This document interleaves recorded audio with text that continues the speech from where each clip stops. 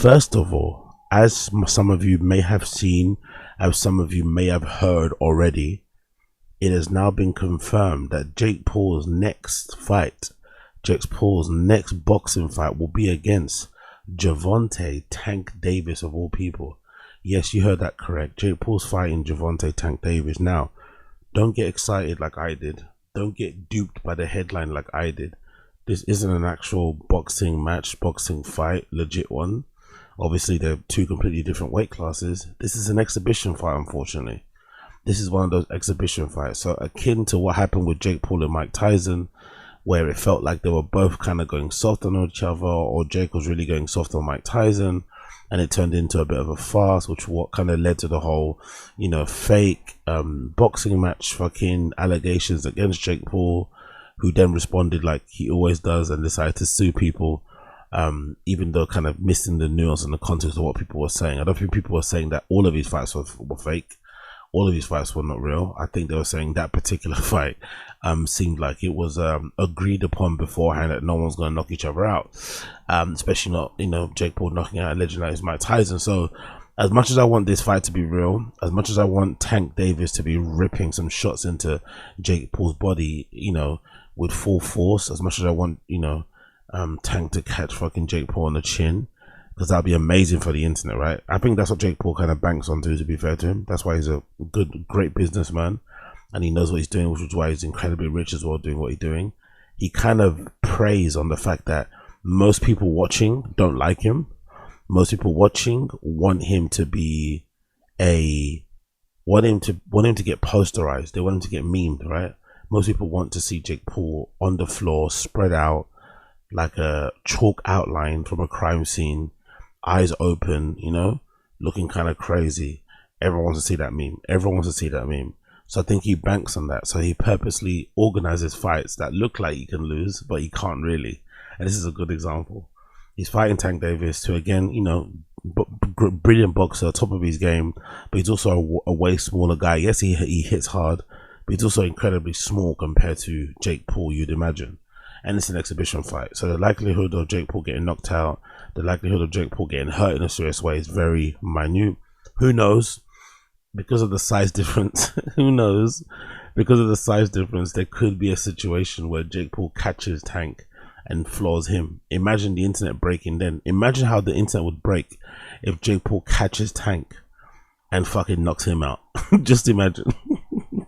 If people hate Jake Paul already, imagine how much they're gonna hate him after he knocks out Tank. Although some people might be happy that he knocks out Tank, maybe because of Tank's run-ins with the law. I think recently he went to jail because of domestic violence. So maybe some people are gonna be like, you know what, Tank is also a piece of shit. It's justified that he gets knocked out. I personally don't think so. I would much rather see Tank get a win, but hey, he's gonna be mad. I've just clicked, by the way, just looking at this. There's a promo picture here, courtesy of Tudum, a website called I guess this is Netflix's fucking press site.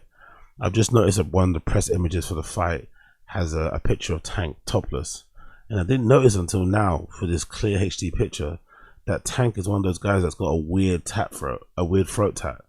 His one says blessed, so he's got a blessed throat. Tank is one of those guys. Remember that meme that was going around, like checking out all the pictures of people that have neck tattoos with like very sus, questionable text? Yeah, Tank is one of those guys. Tank has blessed throat on his neck, which is fucking insane. If you think about it, absolutely diabolical to have blessed throat on your neck. But hey, he's an absolute killer, so I can just save my words for myself. Let's read the blurb. It says, it's official, boxing's biggest disruptor, international superstar, well, let's relax a little bit there, and WBA's number 14 ranked cruiserweight, Jake El Gallo de Dorado. Is that his name? Is that his nickname? Jake El Gallo de Dorado Paul, 12-1, 7 knockouts, will fight undefeated 3-time champion, reigning WA world champion, and pound for pound great Gervonta Tank Davis. TLDR is Jake Paul v Tank, and it's going to be a fight for the ages. Exhibition fight, by the way. Exhibition fight. The bout will take place at the State Farm Arena in Atlanta and will stream live globally on Friday the 14th of November only on Netflix. So it's coming up very soon, isn't it? Shit, I thought it was going to be next year. So they're fighting very soon. In a couple of months, basically. Rotted. It's going to be available to stream live on Netflix, only on Netflix, including all the plans. I actually might try and stream that on Patreon or something. Jake v Tank is a culmination of 4 years of call-outs and brewing rivalry between Paul, the sport's most watched fighter who has redefined boxing promotion, and Davis, one of the most feared punchers in the world, widely regarded as the Mike Tyson of his generation. Paul and Davis, favorite boxers of Gen Alpha X and Gen Alpha and Gen Z, respect. Oh, yuck. What kind of press release is this? Paul and Davis, the favorite boxers of Gen Alpha and Gen Z, respectively, have both battled to claim the title of the modern boxing's biggest star. The stage of the monumental showdown. Paul enters the bout almost exactly 1 year after headlining their largest boxing MMA event in more than 4 decades, while Davis holds the record for the highest pay-per-view buys and revenue for the past 4 years. Really? Shit, Tank is really popular, isn't it? I know, well, obviously I like him, but I didn't know he was that popular. He has the highest pay-per-view buys and revenue event of the past 4 years in boxing. Jesus Christ. Big up him. Yeah, that's the picture of, that's that horrendous match between Jake Paul and Mike Tyson. Jake Paul evolved from the disruptor to a legitimate boxing contender in just the last 5 years as a pro, with viral knockouts and wins over Tyron Woodley, Anderson Silva, and Nate Diaz. Why don't they mention that guy that he fought? Who's that basketballer? Yo, big up Fashion Roadman in the stream chat. Wow, my GG. Big up everyone in the stream chat. Big up Alan. Big up HG Don Dotta. There's that basketballer. How come he doesn't mention him? By the way, big up that basketballer that he fought. The first victim of Jake Paul, the first black guy to get knocked out by Jake Paul. That guy, I feel so sorry for him, man. I feel like his career hasn't been the same. Actually, didn't he get really sick? Didn't that guy I think he got really sick, the first guy that Jake Paul fought. I'm pretty sure he got really sick as well. That's his name, yeah, Nate Robinson. Like, honestly, man, like, that guy, like, that fight with Jake Paul was cursed, bro. That gave him some bad juju, I swear to God. In 2024, Paul shocked the world by defeating Mike Tyson. Shocked the world. Come on, man. Mike Tyson's like 67 years old. Relax. He followed up with the 2025 and unanimous decision over Julio Chavez Jr., who's now arrested, by the way. Look at everyone that Jake Paul fights. Julio Chavez Jr., after fighting Jake Paul, got deported by ICE. And when he landed in Mexico, he's now under fucking arrest by the police there. And one thing we know about fucking Mexican police, that's not European police, it's not American police. So if he's arrested by the police, that's some serious shit. Along the way, Paul has racked up the accolades from Sports Illustrated and ESPN while championing fighter pay, elevating women's boxing, and partnering with the USA boxing sport in the next generation. I wonder if people like Jake Paul do the things that he does, like the good things, for this type of blurb on a website. You do those kind of things so that you can be looked at favorably. Now against pound for pound great Davis, he's aiming to prove he belongs among the sports elite. Gervonta is an angry little elf who has been disrespecting my name for too long, Paul's told Netflix. His nickname might be Tank, but I'm an FPV drone and I'm about to disable his ass. Ugh. Reading fucking trash talk is quite bad, isn't it? It's better when they say it. Having to read it sounds insane. His nickname might be Tank, but I'm an FPV drone, and I'm about to disable his ass. Yes, he's one of the top pound-for-pound boxers in the world, but my motto is anyone, anytime, any place, against all odds, and I like my odds. First, I'm going to kill David, then I'm going to slaughter Goliath, and you're going to watch me do it. Breaking viewership records again. Atlanta, Friday, November 14th, the worst night of Gervonta's career, live on your Netflix. So I guess he's saying he's going to slay David, right? He's going to kill David as in Gervonta. And I think he means Goliath as in like Anthony Joshua, because that was a fight everyone was really waiting for. Allegedly, him and Anthony Joshua were meant to schedule a fight. Maybe Anthony Joshua didn't want to agree to an exhibition. Maybe Anthony Joshua was wasting too much time. Maybe Anthony Joshua's got another fight scheduled. But the fight that people were thinking he was going to do was against Anthony Joshua. And we know Anthony Joshua takes his boxing seriously. I don't think he would be okay with a farcical exhibition match thing. I think if you fought Jake Paul, it's going to be a proper fight. And obviously, Anthony Joshua's fucking massive and hits really hard, so I can see him knocking out Jake Paul. But yeah, maybe that's what he's trying to do. Build up the anticipation, like push the Anthony Joshua fights back, far back as he can.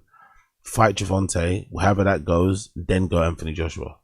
That would be fucking interesting if that happens, really interesting. What to know? Gervonta Tank Davis has risen from the streets of West Baltimore to become the biggest boxing star, most feared punchers, trained since childhood under longtime coach Calvin Ford. He turned pro in 18 and blasted through the lightweight ranks, capturing his first title in 2017 at the age of 22. Since then, Tank has collected 3 belts in 3 weight classes, headline sold out arenas coast to coast, and delivered viral knockouts that made him a pay-per-view king.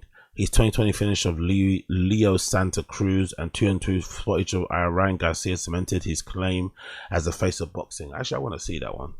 Was that the one where he ducks? Where he ducks the right, where he slips one right and then catches him with a right hook, or he slips a punch and catches the guy with a right hook? That was one of my favorite ones from him, I'm not going to lie. Let's see if somebody has got it online here. Leo Santa Cruz. Is that the one? Yeah, there it is. Look at the pressure. Look at the pressure. Look at the pressure. Look at the pressure. Dumb. But he's really small, in it. Like, he's tiny compared to Jake Paul, man. I don't think this is going to go the way Jake Paul wants it to. I don't think Gervonta is going to have a good time with this. Oof. Look at that, mate. Slipped that up. He slipped that punch straight to the chin. His body work is really impressive, though. I'm not going to lie. His punches to the body are really... You don't really see that too often with nowadays boxers. Everyone's obviously headshot first. It's rarely you see a boxer like working the body as much as he does. It's fucking great to see, man. Boom. Because that shit pays dividends way later on in the fight. You don't see it straight away, but it pays dividends way later in the fight. So it's fucking incredible to see. They're going at it. Santa Cruz and Davis. This is what, 4 years ago, right? So 2021 or 2024 or 2022 or 2020. However fucking 4 years ago it is. Don't fucking question my maths. There we go. Right hook, left hook. Oof. Oof. Fucking hell. Again, he's really small though, isn't it? I wonder how it works in boxing. If you're small and you hit hard, do you still hit hard? I think it does, right? In boxing, I'm sure if you're small and you hit hard, you still hit hard. So maybe this will still hurt for Jake. I'm hoping it doesn't. Anyway, I want to see him fucking splayed out on the floor like a crime scene. Honestly, like a crime scene outline. I want to see him eyes open. You know, oof, that hurt, bro. Look, Santa Cruz is gonna boom, but let's just take the sound off of that one. Look at that. Where he slipped that. That looked like that hurt, innit? Slipped it. Choom. I think he was even going for the body. You know, look at he was going for the body. Oh no, that was definitely an uppercut. That was just a very fast uppercut. God Almighty, Jesus Christ! All that work to the body, and then as he puts his arms down to protect his sides, he fucking flatlines him on the chin. Jesus Christ. Additional information. Where can I stream it? Yeah, so looking forward to it. To be fair, upset it's an exhibition fight. Really upset it's an exhibition fight, but I'm looking forward to it nonetheless. Big up Alan. They're doing this for the bag because none really at stake. Yeah, he's also got a lot of legal problems in it, Gervonta, so it probably makes sense why he's doing it. And also, I think he said he's going to retire, innit, soon. Didn't he say, isn't there that viral interview where he says he's going to retire at like 30 or 31? He doesn't want to fight so super long. Like, how old is he? I'm pretty sure he might be in his late 20s, right? I'm sure he said something about he wants to retire early. Yeah, he's about 30 already, so it's coming up to, well, I guess he's going to be 30, or maybe he's going to be turning 31 this November, or is he 30 already? But regardless, I think he says he wants to retire soon, so that might be the reason why. Legal troubles, baby mama drama and all that shit. And then probably just, you know, collect the bag while he can and then go from there. I guess we'll have to see. I guess we'll have to wait and see.